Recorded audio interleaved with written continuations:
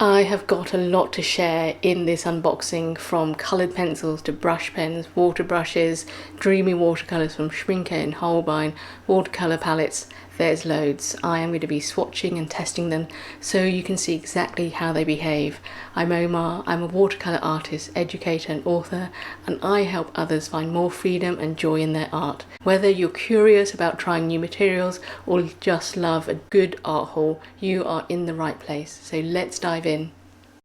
Let's have a look in this first box. We've got a few Daniel Smith watercolours. We've got Quin Red, Cobalt Teal Blue, Burnt Umber, Amazonite Genuine, and we also have some Holbein watercolours. Let's check them out. Oh, they're going all over the place. We've got Peacock Blue, Quin Magenta, Mineral Violet. Oh, this is a cute one. Shell Pink, there's one more left in here, and Davies Grey. That's going to be an interesting one. This next one was from Jackson's. I don't think I ordered Daniel Smith. Hold on, let's have a look in here. Oh, these are more Holbeins, because I just remembered there was a sale, so I can't seem to resist. We have Quin Opera, and I do love opera, so I wanted to compare this one to the Schmincke that I've got. We also have Scarlet Lake and Permanent Green. While I'm talking about watercolours, I was gifted this lovely set of super granulation Schmincke watercolours by my friend Rhodey. She's so sweet. She comes to a lot of my workshops. So let's have a look. We have Galaxy Rose, Galaxy Violet, and Galaxy Black. Oh, these sound exciting.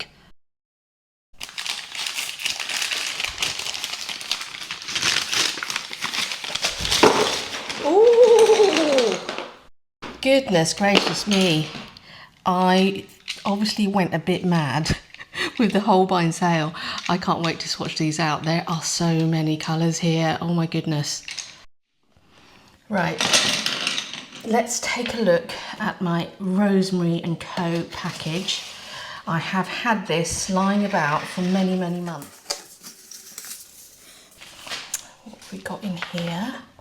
It's the others with the Art Toolkit palette, and I just can't wait to try and test this out. I want to be really intentional about how I fill the palettes of this Art Toolkit Pocket palette. So I think I'm going to be saving this for a different video. I will do it very soon because I'm very excited, and I'm going to be taking this out for lots of trips during this summer. Wowzers, look at how beautifully compact that is. Goodness, I am going to have to think about how to fill these palettes up. So this is the card that came with it, and it says, condition the magnet with light coated vegetable oil, fill pans of tube paints and allow to dry overnight, clean surfaces, water, gentle soap as needed. So, oh, they are so diddy. Goodness gracious. Two other things that I bought from Derwent were the large chisel tip water brush, and also they have a different chisel tip water brush, and this is something that I've only started using recently, but I really wanted to show you how these work for me. And lastly, I am replacing some of the Zig clean colour brush pens. I love this set. I have given this out in workshops, but I've lost probably about 5 of them. I might only have this aubergine colour left, so I want to show you how these look. First of all, I think I'm going to swatch these Holbein Artist coloured pencils, and I recently did a video where I looked at the first page of a sketchbook, and I often swatch the first page. So I'm going to do the same for this one here. This is a little Hanamulla watercolour sketchbook. This is probably one that I take out with me every day, and I will swatch these coloured pencils on this first page. If you've not heard of these before, they are coloured pencils from Japan, and I first bought my Holbein coloured pencils in Singapore, and I really love how buttery and creamy they are. This one is called Spectrum Blue. Oh, that is bright. Very nice. So I'm pressing quite hard, but gently. It looks like that. Just picking one at random. This one is the Carnation. Oh, that is a very rich sort of salmon colour. Next up we have Amethyst. Oh, I say, that's kind of like a violet. And this one is Spring Green. Oh, that's luminous. Oh my goodness, I love it.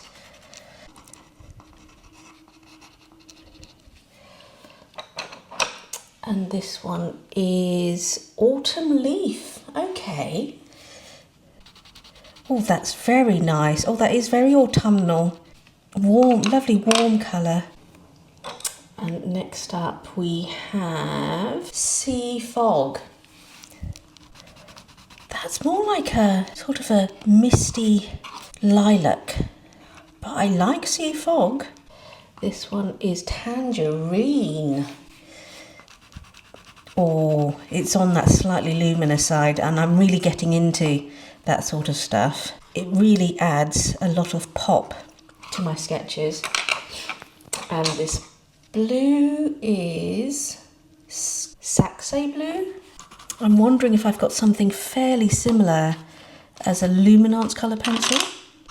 I don't have many blues, though I thought I'd take this opportunity to buy a few more. Horizon Blue. Oh, that could be useful when I'm on location. This one is Apple Green. I wonder how it differs from the Spring Green. I would say it's got a hint of orange in it. It's going towards like the sap green territory. This one is Azalea. Oh, love it, love it. It's a lovely pop of pink. And then we have Wisteria. Oh, I say. Oh, very nice, very nice. I love having this kind of mauve in my slightly more abstract landscapes or sketches. Oh, we've got a lot more greens coming up. Evergreen. That's really bright compared to the other greens that I tend to use in my sketches at the moment. And this one is Luminous Green. Oh, okay. Oh, that is pretty luminous.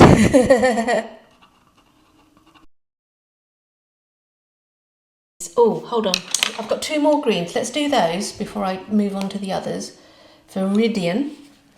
Oh, that's nice. It's almost a bit jade-like. This one is Moss Green. See, this is the sort of green I normally tend to go for, but now that I'm sketching on location a lot more, I am wanting brighter greens. Now we've got this warm grey, and I do like my warm neutrals. Oh, they look quite good together, those two. Almost autumnal. And, oh, okay. This is warm grey number 5. Put that down. And this one is warm grey number 6. I see. It does have a kind of a green tinge to it. Oh, almost missed this one out. This yellow is called Dandelion. You know, I think this was the first one that I put in my basket. Again, I don't tend to have very bright colours in coloured pencils at the moment. If you're enjoying this content, please leave me a thumbs up and subscribe to my channel, and let me know in the comments which coloured pencils you like to use. I'm going to swatch these out in this sketchbook as well, because I often have the Kuretake brush pens in my little bag that I take out with me daily on my walks. And these are absolutely perfect in terms of the level of contrast that I like to bring to my sketches. First of all, this one is called Almond Green. That's really, really dark. The other thing that's useful is they are water soluble, and you can get various effects with them. Look at that already. Isn't that beautiful? This next one is called Dark Blossom Pink. Goodness, that is beautiful, beautiful colour. Just using my finger to draw out some of the pigment there. And this one is Dark Agate. Oh, this one I lost fairly early on, and I really, really liked it. It's fantastic for adding details and also contrast in buildings like doorways and stuff. Oh, forgot to tell you the colour of this one. Dark yellow. This is great on location as well. Like I said, I've lost a lot of these while I've been out on location. I try not to lose them, but over the last few years, they've gone wandering. Plum grey. I know I had this for quite a long time, but it just ran out. You know, I'd been using it constantly for literally 2 years. That's beautiful. And this last one is Smoky Teal. Again, another one that I really enjoyed using, and I lost somewhere on a park bench, I expect. I'm so pleased to have bought another set of these Zig Clean Colours because they are so useful to have in my on-location sketching. I'm going to test out the rest of these watercolour pigments in a different sketchbook. I know it seems like I've got an awful lot of sketchbooks on the go, but during the summer months I do paint an awful lot. So here's the first page. Let's get swatching. Let's start off with this Holbein. This is Permanent Green. Oh, I say, that is pretty damn bright. But it's very subtle once you water it down. Okay, next up is the Quin Opera. And I do love the Schmincke version. So let's see how this one looks. Oh, that's pretty bright. Water it down a little bit more subtle. And this one is Scarlet Lake. That is pretty vibrant. Now these, I have to say, are a lot more vibrant than what I would normally add to my colour palette, but I am trying to sort of break out of my comfort zone. A few more here. Somebody said try Davies Grey, so let's see how that looks. Now I would sort of call that almost like a sort of a grey sage green. Interesting though. I think I could be great in sort of autumnal type palettes. Now this one is Quin Magenta. I am using a lot more magenta. Oh, that looks, oh, I say. In general, I'm using those magentas and violets a lot more. Oh, this last one is Peacock Blue. Oh, that's on the cool side, I would say. That could be really handy for on-location stuff for sure. We have the last two, which is Shell Pink and that Mineral Violet. Oh, I'm looking forward to these. Oh, I say, that's like a dusky colour when I first applied it, and I'm going to water it down a little bit. Oh yes, that's very nice. And let's take a look at this Shell Pink. It's very rare that I would use a pink like this, but it could be really handy for mixing with other colours. Let's just say, hold on, tiny bit of that scarlet here. Let's see how those two mix together. That almost looks like a brighter coral. And I'm just going to pop a little bit of that permanent green. Oh, look at that. That's an interesting mix, isn't it? I have been itching to try these Schmincke super granulating paints for ages. Let's try this Galaxy Rose. I do have, oh gosh, come out at rather a pace. I've got a Potter's Pink, which is granulating, and it got me kind of interested in sort of effects it could achieve. Wow, look at that. Now this next one is called Galaxy Black. Let's see what happens when we add water. Wow, beautiful. Oh, right, let's see if we add those two together. Oh, look at all those lovely things happening on the page. Right, this last one is Galaxy Violet. Let's pop it down here.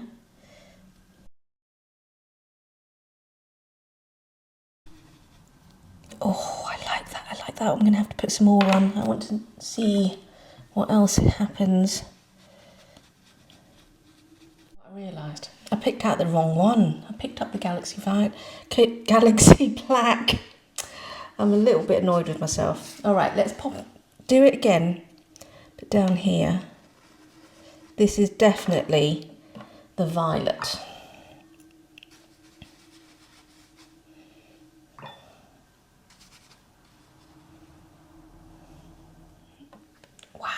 I can see all kinds of things happening. That could be really, really interesting if I start painting in my octopus sketchbook, my next secret sketchbook. Last set of watercolour pigments I want to try are these Daniel Smiths. Let's start off with this lovely blue. It's cobalt teal blue.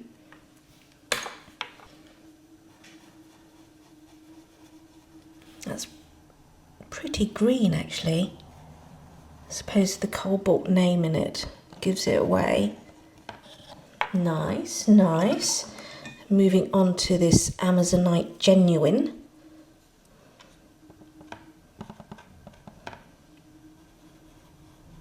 Oh, I think I've got something similar already in my palette.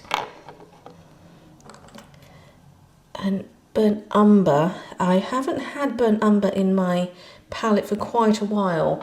I think I found it a little bit too dark brown, but the Daniel Smith might behave differently. I really need to do a video about how different pigments from different manufacturers behave, because it is quite a difference. I must have had the Winsor & Newton version. This is the Quin Red, and I wouldn't call that a red for me. That's more like a magenta, so that's really interesting for me. I think it's so important to swatch.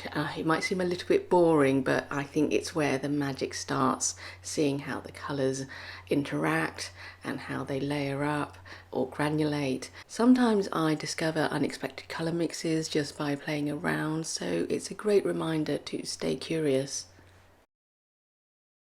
I already have this Derwent push button water brush, large chisel tip. One was gifted to me by my friend Sandion Baker last year, and I took to it immediately, and I actually want to have one in my studio and one in my sort of my travel kit. So I want to show you how this behaves. Well, for a start, oh gosh, this is the type of line it creates. That's that granulating watercolour. And I love being able to create marks like this. This is when I go on location, often landscapes. This is sort of marks I'm able to create, and I love it. And so if you use the side of it like that, it just is very, very versatile. So if you're out and about, you unscrew the top of it like that, and you can fill that up with water. I've got one of these portable little water containers. Pop that in there.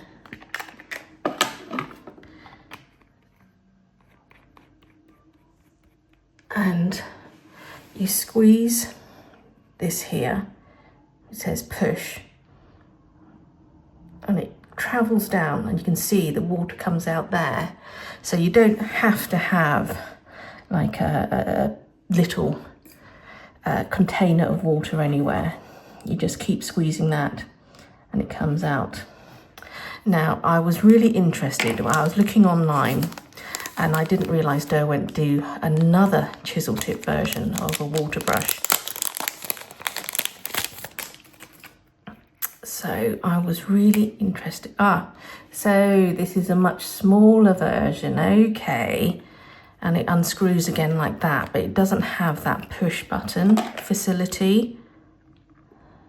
Pop some, oh gosh, I'm spilling water everywhere. Oh, that's definitely a lot trickier to fill up. There's a tiny bit in there. Let's squeeze it out. I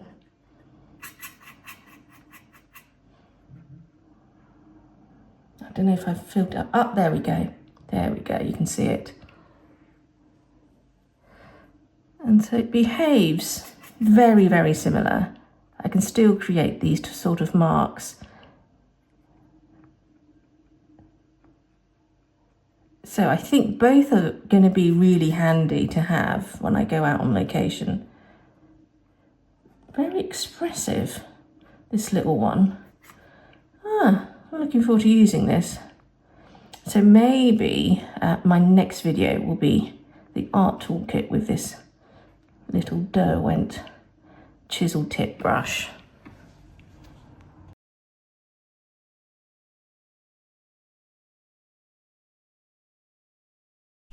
I actually got given this Kakamorei pen nib by a good friend of mine. She also has a YouTube channel. She's called Esther Noriashi, and I will link to her. And I'm going to test this out for you, but I have already opened this. It's the stainless steel version, and I was too keen to wait for the unboxing, so this is what it looks like. You can see that it has grooves. Looks like there's 8 of them there, and it's very different to the other nibs that I've got, and it just fits inside a standard dip pen holder like this. I've just got ordinary printer paper here, or Xerox paper, and I just want to show you the different type of lines this Kakimori nib can create. This is just Winsor & Newton Viridian ink. So most of you may know that dip pen hold it at roughly this angle, and if I increase the pressure, the line will be different. However, in this version, you angle this nib slightly differently, so it can create a line that thick, which is pretty phenomenal. So I could start off like this and then do all this type of business, which I think opens up a whole load of possibilities and scope for my work in future. I've only had this nib for a little while, but I also want to show you some sketches that I've created just recently. So this is the type of nib that I have been using for years. This is the Browser Blue Pumpkin, that's my preferred nib, and this is the octopus sketch that I would have created. You can see how I press down, this would be filled with ink and it would release, and this is the type of line that this particular dip pen would make. This is a piece that I created using the Kakimori, and you can see the different strength of line, the different variety of lines I'm able to create from fairly thin, there went a bit wrong, but also in the high contrast areas like here, I can use the side and fill these spaces in pretty quickly. And I'm really interested in finding out the capabilities of this particular Kakamori. Same here, I was able to just put the pen on the side to create these suction pads here, and but also this lovely fine lines here as well.